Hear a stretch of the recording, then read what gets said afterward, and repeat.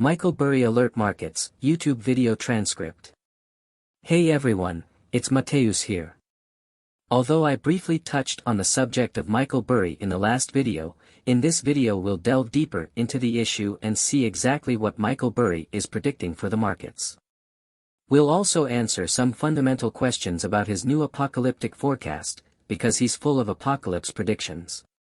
However, we should pay attention because his track record is very impressive. If you don't know who I'm talking about, I'm referring to the mega investor who predicted the 2008 crisis and made a lot of money from it, becoming very famous after that thanks to the book of the famous financial market author Michael Lewis called The Big Short. You may know him from the movie The Big Short, which came after the book. But what's more interesting than looking back at 2008 is looking at the recent moves made by Michael Burry.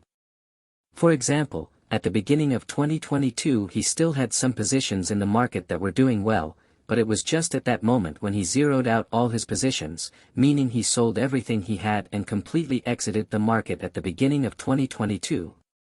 Of course, we all know very well what happened in the rest of 2022. It's interesting to see that he was out there, and perhaps even more interesting is that he returned to the market in September. He bought these companies that are appearing on your screen now. How do I know this? Because his fund is a regulated fund and these information are public with a 3-month lag, so we can know exactly what he was doing 3 months later. Note that he returned in September, right at the bottom of the rally. We had a rally that started in July, then ended in August, and then started to fall in September, and that's when he started buying again in the market. And see that since then, the stocks he bought have risen a lot, with his largest portfolio position rising 52% so far.